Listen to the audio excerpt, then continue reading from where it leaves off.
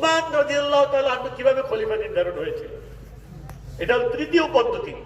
দেখেন আমাদের অনেক পদ্ধতি আছে, যেটা উপযুক্ত হয় আমরা সেটাকে প্রয়োগ করতে পারি, কিন্তু ওদের কাছে ভোট ছাড়া কিছু নাই।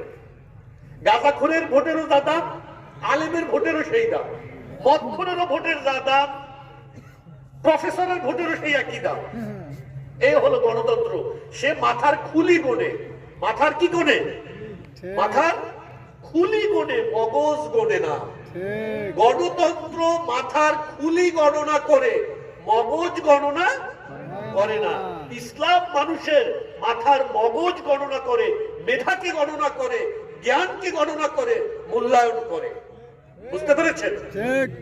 আচ্ছা, তৃতীয় পদ্ধতি ছিল ওমর রাদিয়াল্লাহু তাআলা আনহু কিভাবে উসমান রাদিয়াল্লাহু তাআলা আনহুকে খলিফা, মানে উসমান রাদিয়াল্লাহু তাআলা আনহু কিভাবে নির্ধারণ হয়েছে।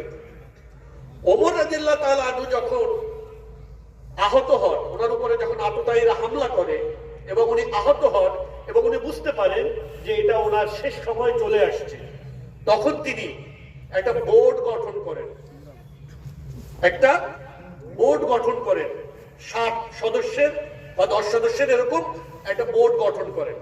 উনি কাদেরকে দিয়ে বোর্ড গঠন করেন? এমন 7জন বা 10জন লোক যাদের মধ্যে প্রত্যেকেই শাসক হওয়ার যোগ্যতা রাখেন। বুঝতে পেরেছেন? এবং তাদেরকে দায়িত্ব দেয় যে এবার তোমরা তোমাদের ভিতর থেকে যে কোনো একজনকে কি করবা? মনোনীত করবা, মনোনীত করে তার হাতে বায়াত দিবা এবং জনগণকে আহ্বান করবা তাকে বায়াত দিতে। তাহলে আমরা তৃতীয় পদ্ধতি পেলাম, অর্থাৎ একজন শাসক তিনি চাইলে তিনি দেখবেন ইনসাফের সাথে, অত্যন্ত মানে ন্যায়পরায়ণতার সাথে, যে সত্যিকার ভাবে কে মুত্তাকি, কে জ্ঞানী, শাসন ব্যবস্থা পরিচালনার জন্য কে অধিক যোগ্য, তিনি কে, এরকম লোকদের একটা বোর্ড গঠন করে দিবেন যে আপনারা আপনাদের মধ্য থেকে কোনো একজনকে কি করবেন? শাসক মনোনীত করবেন। এর মাধ্যমে পরবর্তী শাসক মনোনয়ন করা যায়। তাহলে আমরা কয়টা পদ্ধতি পাইলাম? 3টা পদ্ধতি পাইলাম। তাহলে এর দ্বারা কি আপনারা স্পষ্ট হতে পারছেন যে আমাদের আসলে ভোট ছাড়াও শাসন ব্যবস্থা কিভাবে পরিচালিত হবে তার যথেষ্ট ভালো পদ্ধতি ইসলামের কাছে আছে। ক্লিয়ার আপনারা? আর কি ভোট করবেন? করবে না? এবার মানুষকে বুঝাবেন যে তোমার যে ভোট, এই যে চোর, ডাকাত, বদমাই, ঘুষখোর, সুদখোর, হারামখোর, মদখোর, জিনাখোর, তার ভোটেরও যা দাম, আলেম, ওলামা, প্রফেসর, জ্ঞানী, সায়েন্টিস্ট, বিজ্ঞানী সবার একই দাম।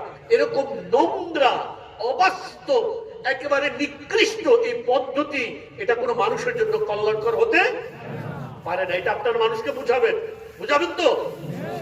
আচ্ছা, তাহলে আমরা কি দেখলাম?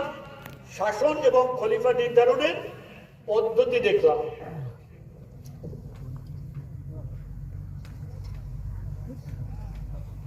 আচ্ছা,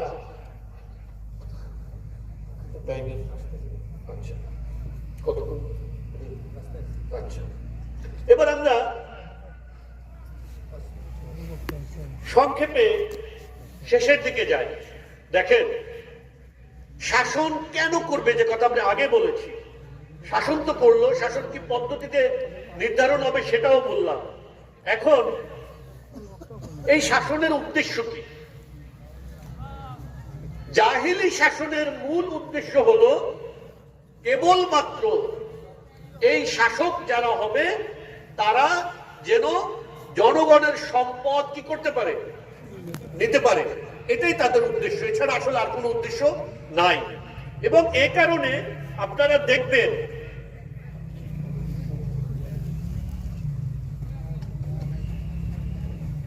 এই শাসন ব্যবস্থার মূল উদ্দেশ্য হলো জনগণের সম্পদকে লুণ্ঠন করা।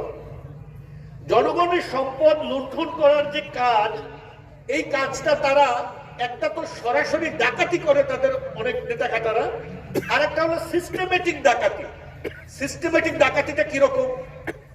ধরেন এই যে পোশাক, একজন মানুষ থেকে কিভাবে ডাকাতি করে, কিভাবে চুরি করে, আপনি আমি যত উপার্জন করি এই উপার্জনের একটা অংশ তারা নিয়ে যায়। কিভাবে? ধরেন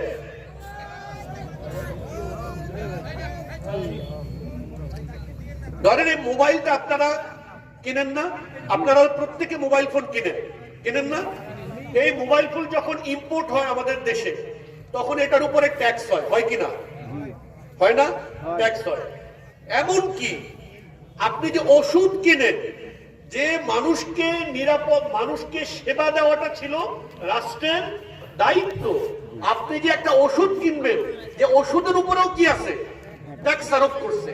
এমনকি আপনি যে বিয়ে করবেন, আজকে দেখলাম যে আপনার নতুন আইনে এই যে বিয়ের উপরে ট্যাক্সটা উইথড্র করা হয়েছে, আপনি বিয়ে করবেন তার উপরেও ট্যাক্স আরোপ করা হয়েছে। সো তারা কি করে? আপনি একটা সহজ উদাহরণ দেন। আমি একজন মানুষ, আমার ধরেন বেতন 50,000 টাকা। আমি এই 50,000 টাকা উপার্জন করে এটা দিয়ে আমার সংসার পরিচালনা করব। আমার একটা শীতের সোয়েটার দরকার। কি দরকার? শীতের সোয়েটার দরকার। এই শীতের সোয়েটারটা যদি বিদেশ থেকে ইম্পোর্ট হয়ে আসে, তাহলে এই সোয়েটারটার উপরে আমি 1,000 টাকা দিয়ে বা 2,000 টাকা দিয়ে সোয়েটারটা কিনবো। কিন্তু এর উপরে গিয়ে দেখেন আপনারা হয়তো 20%, 30% এটার উপর ট্যাক্স আছে। এইটার যদি এই যে ট্যাক্সটা আছে, এই ট্যাক্স তারা চুরি করলো, ট্যাক্সটা তারা নিয়ে যাবে আমার থেকে। যদি তারা ট্যাক্স না নিত তাহলে আমার এটার দাম হয়তো 1,000 টাকা। ট্যাক্স নেওয়ার কারণে এখন এটার দাম হয়েছে কত? 1,500 টাকা বা 1,300 টাকা। এভাবে আমরা প্রত্যেকটা পণ্য, আপনি একটা রেস্টুরেন্টে খেতে যাবেন, আপনার ধরেন আদা ইম্পোর্ট হয় না, জিরা ইম্পোর্ট হয়, আপনার এই এলাচি ইম্পোর্ট হয়, এরকম যত মশলা ইম্পোর্ট হয়, প্রত্যেকটা মশলার উপরে আলাদা আলাদা করে কি হয়? ট্যাক্স নেয়। নেওয়ার পরে এবার আপনার যে খাবারটা প্রস্তুত হলো, আপনি রেস্টুরেন্টে খাইলেন, খাওয়ার পরে সবগুলোর উপরে আলাদা ট্যাক্স তো নিছে। এবার আপনার খাওয়ার পরে মোট যত টাকা বিল হয়েছে তারপরে আবার 15% ট্যাক্স নেবে। আচ্ছা, এটা তো নিল। আপনি এই খেয়ে আপনার যতটুকু টাকা আপনি বেতন পান, মাত্র 3 লাখ টাকা বেতনের পরে যত টাকা বেতন পাবেন আপনার এটার উপর সরাসরি আবার ট্যাক্স আরোপ করবে প্রত্যেক বছর। এই যে জনগণের অর্থ লুণ্ঠন, এই অর্থ লুণ্ঠন করার পরে এই টাকা নিয়ে তারা কি করে? কিছু কাজকর্ম করে। আপনারা দেখবেন, আপনারা শুনেছেন না, বালিশ বিক্রি হয়েছে, সরকার বালিশ ক্রয় করছে, একটা বালিশের দাম 50,000 টাকা। এটা কাদের অর্থ? আপনাদের অর্থ, জনগণের অর্থ। এটা দিয়ে তারা এই কাজ করে। এই শাসন ব্যবস্থার উদ্দেশ্যই হলো মানুষকে কষ্ট দেওয়া, মানুষের অর্থ সম্পদ লুটপাট করা, এবং মানুষ যেন আল্লাহর বিধানের দিকে যেতে না পারে, আল্লাহর বিধান থেকে তাদেরকে ফিরিয়ে রাখা এবং আপনাদেরকে কষ্টের মধ্যে রাখা।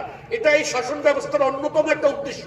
খেয়াল রাখেন, এই শাসনের অন্যতম একটা উদ্দেশ্য আপনারা যেন এত কষ্টে থাকেন যে আপনারা শাসকদেরকে নিয়ে, শাসন ব্যবস্থা নিয়ে যেন আপনি চিন্তা করতে না পারেন।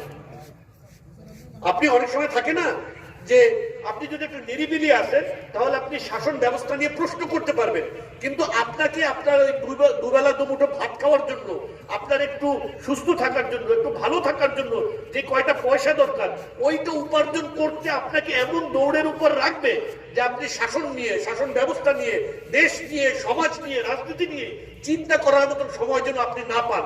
এই জন্য আপনাকে আরো বেশি শোষণ করবে, আরো বেশি দৌড়ের উপর রাখবে, যেন আপনি বিপদে থাকেন, কষ্টের মধ্যে থাকেন। এই হলো আপনার বর্তমান শাসন ব্যবস্থা। আর যেটা আগে বললাম, ইসলামী শাসন ব্যবস্থা, যার একমাত্র উদ্দেশ্য হলো এই মানুষের কল্যাণ, দুনিয়াতে কল্যাণ এবং আখিরাতে কল্যাণ।